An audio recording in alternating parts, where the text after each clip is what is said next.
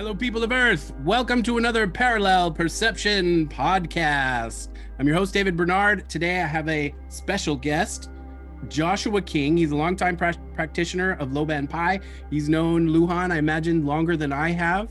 And we want to welcome him to the podcast. Thank you for being here, Joshua. Today, I thought I'd let you kick it off and ask the first question.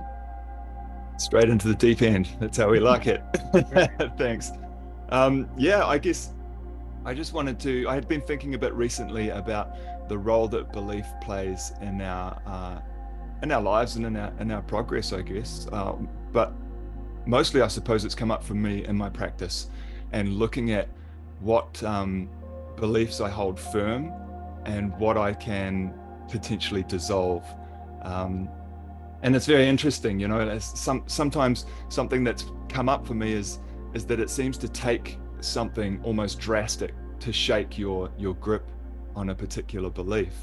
And I was just kind of wondering what your take was on that, Luhan, in terms of, our practice and life in general, I suppose.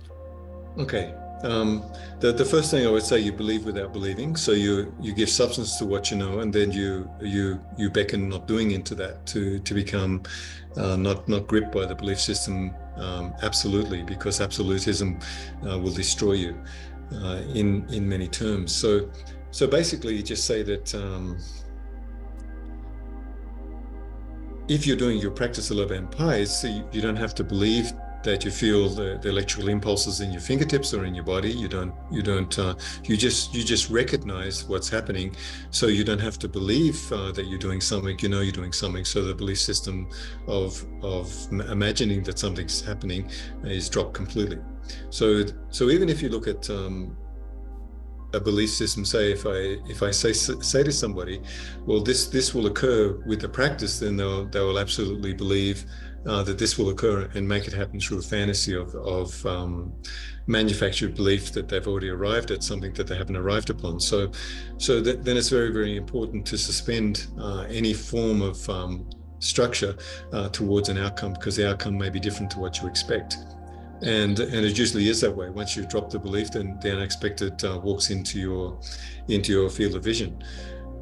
And how to explain this is like, if somebody says to me, well, I believe in astrology, if I believe in tarot cards, well, I say that's the first stage of the mechanistic mind trying to get to the alternate stage of spontaneity and the creativity which comes from spontaneity that has no relevant outcome, but the results are right in front of you. So you transform into the results that are right in front of you, instead of trying to force the situation to transform into the belief system that is catered to your sensibilities, like as if you've achieved something.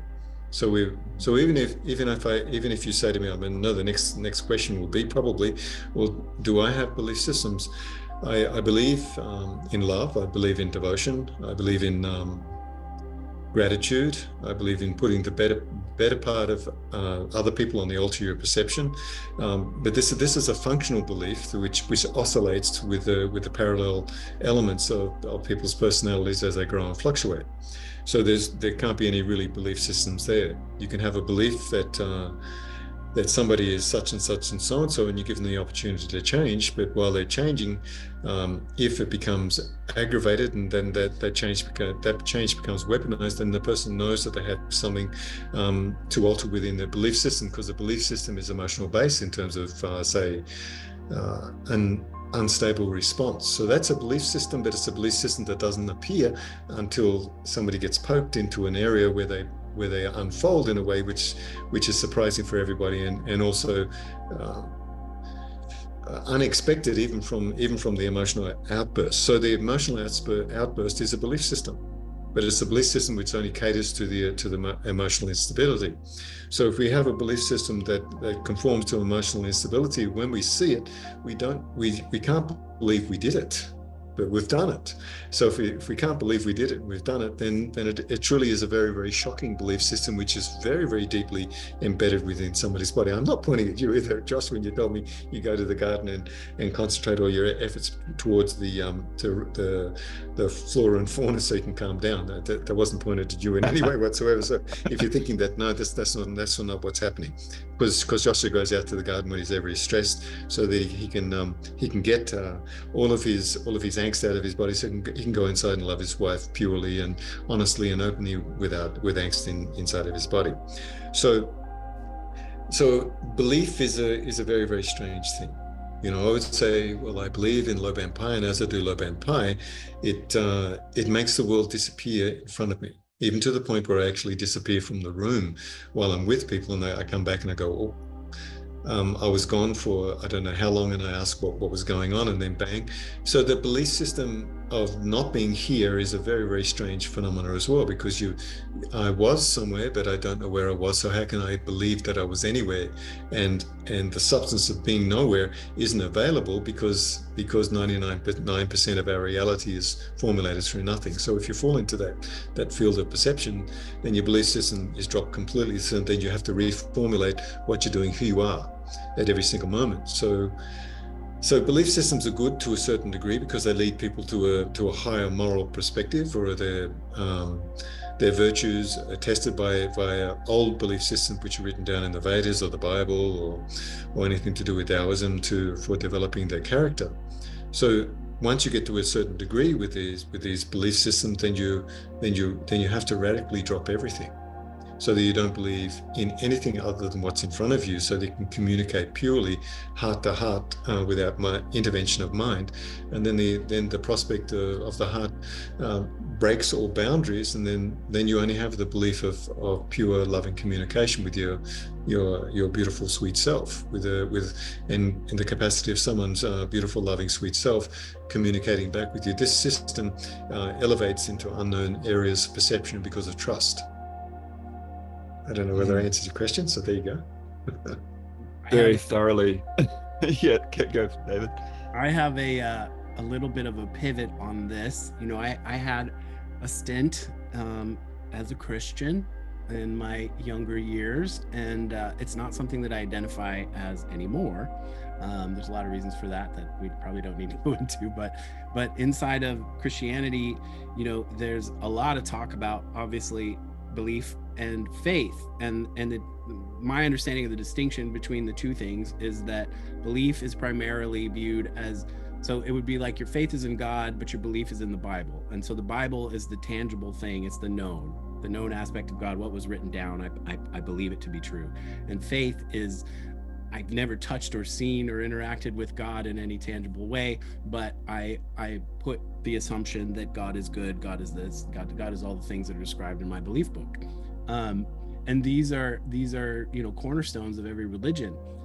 I think one of the things that really appealed to me about Lo Ban Pai and what you espouse, Luan, is that when I started practicing it very quickly, I was starting to have direct experiences with reality in a very different way. It felt it has some things in common with psychedelic experiences in terms of the fluidity of everything that you see moving when you're performing the movements.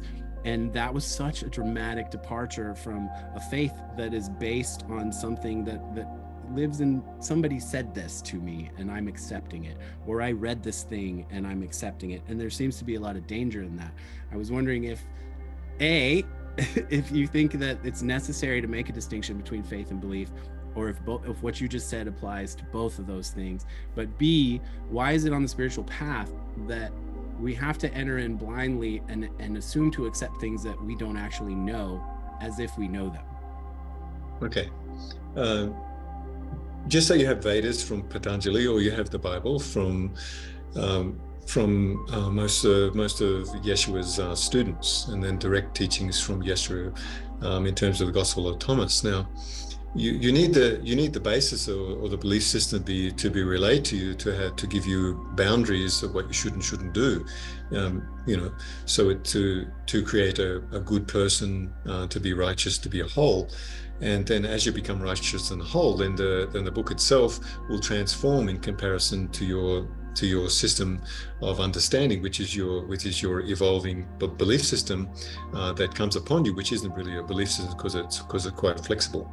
So it is very, very necessary to be very highly educated on an intellectual level. But once that intellectual level becomes substantiated through personal experience, then God will appear in different forms. Like the first time God appeared to me, it was like a wave of energy, just oscillating, just going boom, boom, boom, boom through the universe, and hit me very strong. And there was a loud voice in the background saying, "You will come to know God," and boom, boom, boom, boom, boom, and this wave of love just boom, boom went through me, and then I found myself in a scene where I dropped halfway down a mountaintop which was made out of sand, and at the middle stage of that was a dead scorpion upside down with black.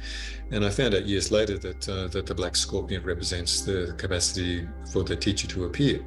So I don't know how much I believe in that, but that's actually what I found out when I went to Thailand about black scorpions, large black scorpions. So, but the main thing about faith is that even though I saw God in this first stage of my development, I was around 21. It was very, very beautiful. But as I evolved and began to realize different things in my life journey, then God appeared in different forms. And when the idea of a guy that up in the sky with a beard or a masculine entity looking down on us from above becomes very, very obscure, because we have there is 99% of our reality is empty and void of anything. There's only 1% of reality which appears that's tangible, and it gives an electrical impulse or a magnetic impulse which you can't push through it because it's vibration. So when we look at this, it's basically every time I've seen God, the first one was a feeling, and the stages after that, I found a mechanistic element of reality which had so much intelligence in it that folded in on itself with so much complexity that it was humbling. Yet seeing that complexity, which didn't look like a human entity, which looked like something so foreign to me. After a few months, the information started pouring into my body about what was relevant in terms of what I was meant to experience from what I saw. And as I saw it, when I did see it, it was quite powerful and distracting. But then that goes into your body, and then it formulates words, it formulates understanding, and formulates a very, very comfortable feeling that you're in a state of communion. But that state of communion can then conversely become the theoretical prospect of your own realizations put down on paper, and then you start to teach, and then you start to teach in comparison to who you really meant to become. So that's all my books have kind of conveyed my own personal experiences, but my own personal experiences mean something to somebody, but they only mean there's a particular chapter in my life, and then I walk away from it, and that chapter is no longer available to me anymore. It's only the new chapters which are cascading on my attention, which are relevant, not the past. Information. So you'll find that I never use the terminologies. Very, very rarely do I use the terminology that I put down in terms of my realizations, because the realizations formulate different understandings. So you could say, well, God appears in many, many different guises. So to have a Bible and say, well, this is the end result and this is the full teaching. The full teaching manifests in the realizations of every individual that sees something different inside of it. And that's the true progression of knowledge, that it manifests in a diverse way, so that we can complement each other with our realizations and capacity to understand and to receive. So no matter what, even if you don't speak and you're with somebody, or if you do, and then you can speak and be obvious to somebody else, it's all the same information. Did that make sense there, Dave? I saw your eyes go up. If you can speak, you can speak. If you can't speak, you can't speak. And then the relevant information kind of comes into your body. Relevant information will be released if you can speak. The relevant information will be deposited within you if you can't speak to a person. And that relevant information, in terms of being deposited inside, if you can't speak, is the temple of perception that you put inside of yourself from your experience with the person you can't speak to. There are many people you can't speak to, so that goes into the temple of your realization. That has a converse effect on the other person that you can't speak to, and helps them evolve, because you don't trap them with the idea of what you believe you've seen, but you put them on the altar of your attention and just realize who they are without undue bias, even though you know that if you go to a rattlesnake, you don't pat it on the head because you know it's going to bite you. You know exactly the dangers that are there. But with a rattlesnake, you don't get offended. With a person, you can get offended because we've been trained to do this, which alters our alter of our perception to something other than what it should be. So there are two things you can have. If you treat someone immorally inside of yourself, then that's the devil's handle. If you don't do this, then you use the eyes of God within you to not to judge them and just to let them be free. And then via doing this, the interchange they will change and progress. If you put the devil's handle on them in terms of what you think, then they will stay trapped, and you become conversely doubly trapped in comparison to them because of your judgments. And it doesn't matter how high you are in your evolutionary process. If you do that, then the heightened state of your evolutionary process will entrap you on that high level. And that is worse than being trapped on the level of the person you're perceiving, because there's no escape. I hope I answered the question. So yeah, so I was just as you were saying that, I was seeing these different levels, and it occurred to me that, you know, often there needs to be some sort of experience or some sort of catalyst, I suppose, to break through a level. And yeah, I suppose the other thing that was popping up was the idea of the placebo effect, and how sometimes that can feed into you know, a belief which then brings something about. Okay, can I answer your first inquiry? What the first one was? What was the first thing you said? About the levels and their catalyst to break through a level. Okay, the level and catalyst, we'll answer that one first. Sorry for jumping in like that, Josh, and bumping into you. Now, the first catalyst is to be humbled by the fact that you put into a position where you question your own existence through some sort of crisis. Once this occurs, that will level out your experience to be in a state of gratitude. And as soon as you're in a state of gratitude, then that first occurrence disappears, because that humbling effect will stop you from viewing the external environment with excess weight in terms of your perception, in terms of your judgments. So as soon as you're humbled, you drop all your judgment. You say, well, my God, I'm so humbled by this, and I'm so reduced that why did I do the opposite? And the opposite is to judge and to be harsh and to put walls and barriers up. And as soon as your walls and your barriers go down, it's usually when your walls and barriers go down, it's with somebody that you love, that you're confessing to. So the confessional is you pour yourself into the Buddha of your relationship, which is your wife or your best friend. There's somebody that has the capacity to allow you to pour yourself in. As you pour yourself in, you're humbled and you grow to a certain degree, but will you still do the same thing when you meet the person who gives you the idea that you should be judging, and you lose your humble perspective? Now, what was the next level that you were talking about in terms of placebo effect?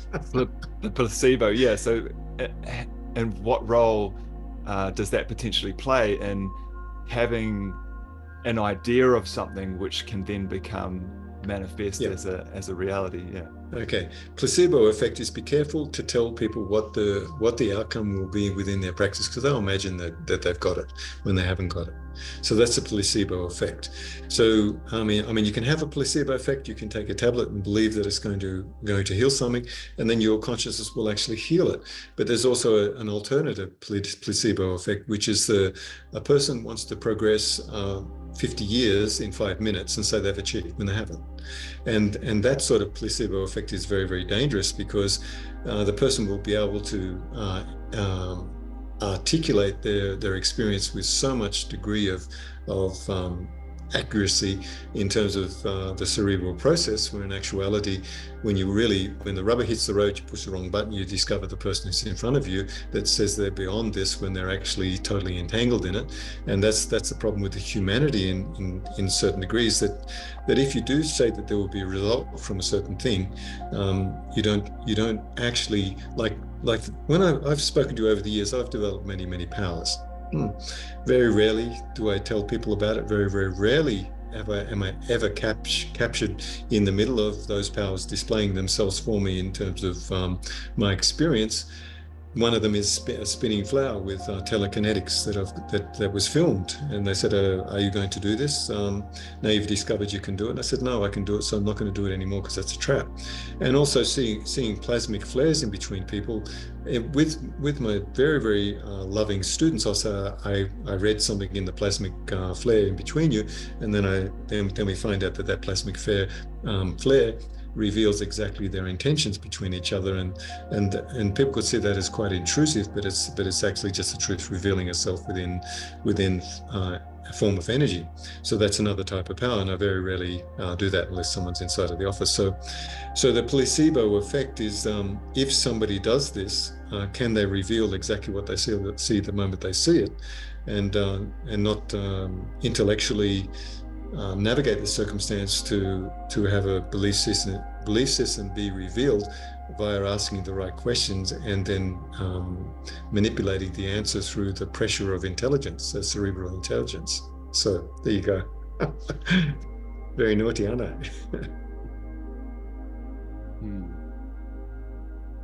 So oh, sorry, go ahead, Josh. That's all right. I was just filling the space. No, I was thinking it seems that it's that same old trap again. That to take something that is quite has the potential to transform, and then sort of dirty it with intelligence and over analyzing and this sort of thing. The basic thing really, Josh, in terms of the whole event of powers appearing, they appear to you and they're very obvious to you when you have the grasp of that particular power. Like the love for your wife, that's a power that you display, that you can utilize, that can be communicated, that's transmitted. That is an extremely beautiful power.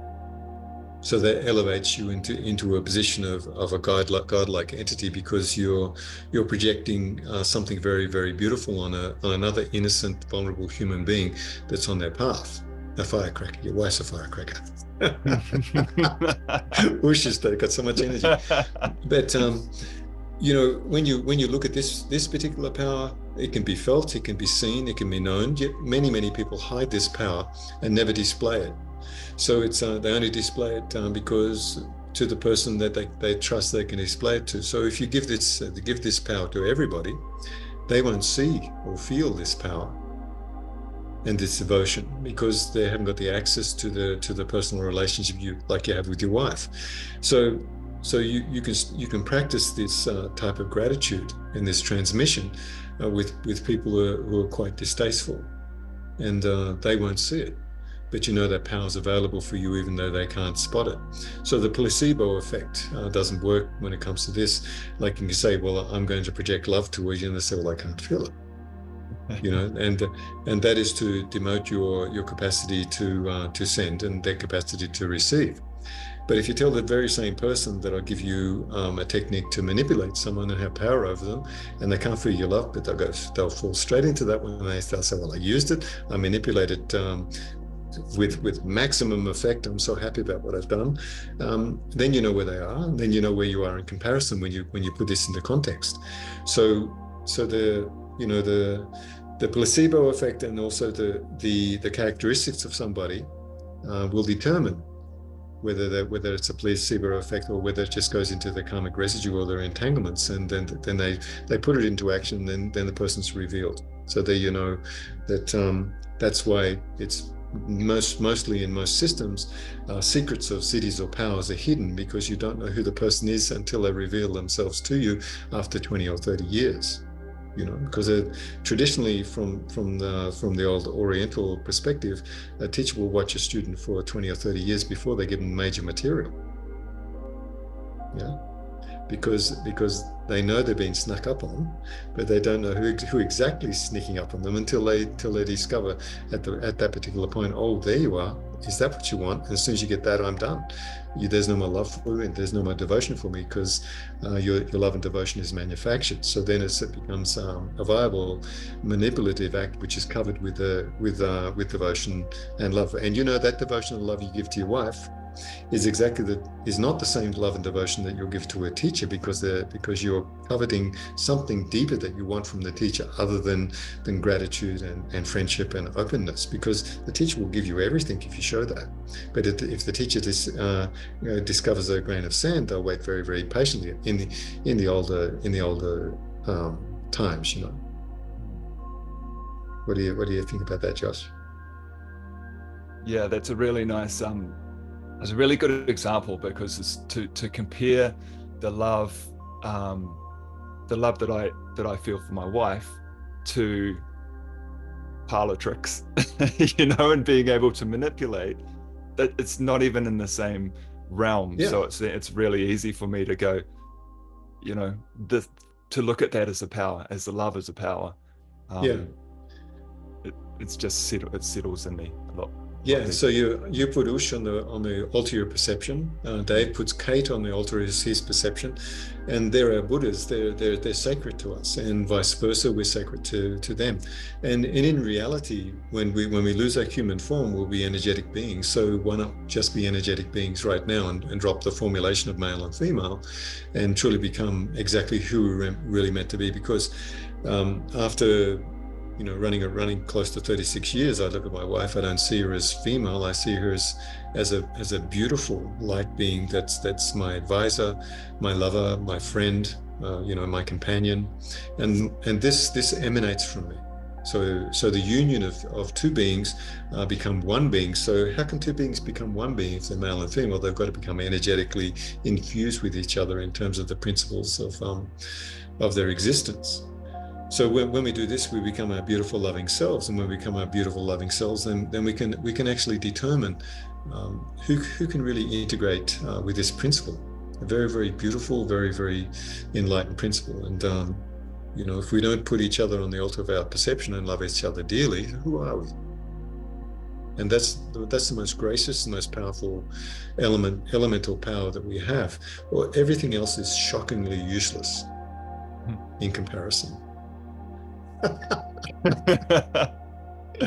Yeah, and just to ground that back in, I guess it's wonderful, because through that process, those other little parts of me that need the work, or that don't belong in that space, they come up, and then the opportunity is there to work through those, especially when there's an open, loving communication. Yeah. And you are so beautiful, because everybody goes through crisis. Everybody goes through some form of crisis, some form of doubt. You're just being very, very honest. I go through this too. Dave goes through this. Anybody who says they don't go through this, run for the hills, because they're not telling the truth. Run for the hills. But it's a beautiful thing to go through crisis and find your partner's there for. When your partner goes through crisis, you're there for them, because these crises are meant to happen to test our validity as a human being, to love and restore the other person into their balance, because they've lost their balance. Everybody goes through this, and everybody's got to understand this. There can't be just absolute dominance, because you dominate your wife, when you retire, she'll kill you. She just won't love you. She'll put you in a separate room, and you'll die very quickly because you haven't been her friend. So beware. So the loving essence of actually even sleeping in the same bed, your energy fields oscillate into each other like this. You become one energetic being. Your proteins, you share proteins. How your animal ends up looking like you. My wife and I, we look very similar now. So we look very different when we first met. I got more ugly, she got more pretty. But as we get older. But it's really a magnificent thing, because when we sleep together, our feminine counterpart. I'm now jostling between energetic beings and feminine, masculine, and being a total contradiction, which is the best way to be. But if we sleep in the same bed as our wives, we live longer. If we sleep separately, we live a shorter life, because women usually live longer than men. So it's so they're very, very beautiful, very, very nurturing beings. So we're actually like massive childs within the womb of the energetics of our wife when we're sleeping in the same bed, and vice versa. They're in the womb of our strength and our mortality and our gratitude for them. So, and I don't know where else to put men, really. We're just very, very strong, very, very determined beings that need to be held and loved. And they're very, very delicate human beings that need to be held and loved. So there's really no difference, really, even though I'm putting contradictory elements in the forefront. When it comes down to it, the only thing that matters is gratitude and being absolutely grateful. I'm grateful for Dave. I'm grateful for you, and I have to catch up to you guys with your beards, but being grateful for love and affection, and for the fact that somebody won't have an ulterior feeling against you, won't have an ulterior thought against you. If something comes up, then put on the table. That's gracious, that's evolutionary, and that's being truthful and honest. If this can't be done between human beings, where are we? And so when we're with each other, we can speak to each other. We better do it completely, because if we don't do it completely, aren't we just like everybody else? And we navigate these truths with so much humbleness and so much grace. Yeah. So there you go. So just I can just sort of, and thinking back to a time when I didn't have a partner or a loved one to be able to share that with. I suppose the answer there has to be that you find people in your world that you can share that love with. Okay, let's look at this very, very like when you were young. When I was younger, I had an orb of light that used to pull me along the street. It was very, very. I would say it was like a sun, but it was godlike. So it would pull me along. So I had a relationship with this in terms of the manifestation of this beautiful energetic feeling in front of me. So I looked for the same energetic result in a human being. I wanted this faithfulness. This never left me. It actually was very, very whole. So. And then I transferred that to as many people as possible until I found my wife. So you either find a very, very good friend who partially completes you, or you have something like this which totally completes you. So then you look for the only expectation which is available to you is full volume of love and devotion. And then that has to translate into the realm of marriage in terms of how complete the marriage becomes. And of course, when we journey, we're looking for that completion within friends and within routines to fill those empty pockets of need and wants, in terms of being households. I could say, well, we're all just beyond this and everything like that. But a teacher needs to be loved and held by his students as well. So everybody is looking for other people to hold and respect them in a place of gratitude. And then the teacher has to do exactly the same thing. So even we look at it from a teacher perspective in terms of what am I looking for? I'm looking for people that I can hold a space for and cherish, and then eventually they hold and cherish my space as I get older. So communion is something which surrounds us from every directive in actuality. And life is a beautiful thing once you find the most tangible human beings that can give you back the reflection of who you are. And,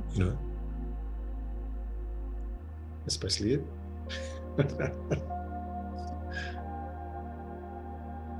I think I wanted to that's all very beautiful, by the way. I think when you describe love as a power, it's easy to reflect on the strength of that. It's obviously the strongest power that we interact with on a daily basis. Hopefully, if for people that don't have that kind of sensation, I guess we need to fill their plate. But to harken back to this idea of belief and the placebo effect, I think it also it to me it brings to mind manifestation again, that everybody needs to feel like capable of manifesting a reality that is to their liking. And everything that is teaching about manifestation involves like placing yourself in some kind of imagined state of the thing that you're trying to manifest having already happened, which sounds like belief. I'm not sure if it is though. It's almost like projection, right? And so that's kind of my question: is manifestation a byproduct of belief, or is manifestation something else where you're sort of tapping into the quantum aspect of reality and you're choosing the potential that you want as opposed to the ones that might default to without you like. Well, let's even to answer your question, you can answer your question through your own ability to manifest your reality in terms of the obstacles which have been given to you as a belief system that somebody has given themselves the right to overlord you, to control you, not to pay you enough. Yet your belief system is that I'm a good person, I deserve more than this. And then slowly but surely, the obstacles break down to the reality that comes upon you in terms of your persistence towards that reality. And we've all got to say to ourselves, no, we deserve more than what's happening to us. And then there could be somebody that says, well, you're challenging me. I have to alter my belief system because I welcome this challenge. And this challenge will change me. And then the alteration of that particular challenge will cause the manifestation process to be filled with something else other than what was there before. Because there's always a cup that's full, and there's always a cup that needs to be emptied, that needs to be refilled. And so if your cup is full, you can't absorb anything more, so you have to empty your cup. So somebody comes up and pours the cup out and you cry your eyes out, and you say, well, you have to fill it with something else because I'm challenging you. So your tears cry the cup empty, and you say, well, this challenge is very, very beautiful. I'm going to change my whole attitude now because I've been altered by this exchange. So now the existence of manifestation will be altered by the feeling that I've got in terms of my expectations, because of the obstacle that was put up by a good person, and also the obstacle that was put up by a resistant, devilish person that doesn't want you to succeed. Yeah. And even if you say something to a good person that you want to succeed and they want you to succeed, when they're challenged, there's always a tremendous block there. Should I become an enemy or a friend of this challenge? Can I handle it? So then there's all sorts of things that people oscillate in and out of when they're growing with a community, or they're growing with friends. So always manifestation will change. But you still got to have a goal. So I've had a goal since I've been a little boy, to be the teacher that I've become. But being the teacher I've become, I know what the outcome of me becoming a teacher. But the only thing that mattered to me was to be loved and respected, and to be cherished as a human being, the same way I love and respect and cherish everybody else. So that was a form of manifestation for me. So to discover people that would be very, very loving and open, but extremely honest, to make an exchange so that we would all become collectively powerful. Because the teacher is the first catalyst. The second catalyst is to take a group and then reduce the teacher to friendship. And then the challenge truly hits the ground and runs at full speed. And then you discover exactly what you're surrounded with, because you don't have a dominant entity that's saying you have to do this, you have to do that. You try to meld in with that, and then fluctuate the whole circumstances into an end result of a collective manifestation. I don't know whether I made sense there. That makes sense. Because the person that has the most inspiration and the most energy at that particular point is the leader. Once the leader is done with their energetic fluctuations and output, then the next person will say, well, I realize from that, then they're in charge in terms of, oh, that's a good idea, then we follow that lead. And then you follow the next lead. So the group has many, many heads of resolve and creativity within it. And if it's all one person in the beginning, it's okay, but it has to be a group of people after that. And then respecting the intelligence and the brilliance of that particular person, because nobody has all the tools. Yeah. Sorry, Dave, go ahead. I don't know where to take it from there. I think I kind of got mind wiped. Yeah, that's sidewiped. Yeah, it makes me feel that belief is something that is useful along the way, but it takes on different qualities as you progress along the way. And that it's okay. Let me. Can I interrupt you? Yeah. I believe in you, Dave, because you've got so many skills I don't have. I believe in you so completely because what you do is so far out of my reach in terms of what you do as a human being. So my belief in you is that you succeed with the maximum amount of intelligence you've got, and I do exactly the opposite, but I've got something you haven't got, so you believe in me. So the manifestation of our collective attention is exactly what I just said. It's just that is that you are brilliant. Joshua's brilliant in his way. I'm brilliant in my own way, but we're just one unit of information that has combined with a world community in terms of this maximizing the intelligence to tap into the Akashic records, so that we can all become infused with the possibilities of our universal mind to become bound as one unit of information as humanity. So the 100 monkey syndrome is that I realize something, and then it goes crack, crack, crack, crack, crack, like popcorn all over the world, instead of this resistant field of saying, well, this guy doesn't know what he's doing, but you don't know that his brilliance is being undermined by that. The guy doesn't know what he's doing. So you just take the best of everybody has to be put on a pedestal, and soon as that, so we got a pedestal that go like this, Dave's here like this, and then Luhan comes along, goes like this, then Joshua comes on, goes like this. We all must oscillate like this to play the universal symphony of human consciousness has not been played properly yet. Okay, go ahead, Dave. Nice. No, I think that's true. I actually think that this is probably a good place to stop this episode, and we'll keep it going in the next one. We touched on a lot of things, the underlying thing of belief. I don't think we finished the conversation, but I think we need more time. So we'll pick it up in the next episode. Thank you all for joining us. Like, subscribe, share the channel, all the things. If you have a question you'd like us to discover or discuss on this forum, you can email it to info@parallelperception.com, or you can use the survey on Spotify. Okay, lots of love, and we'll see you in the next one.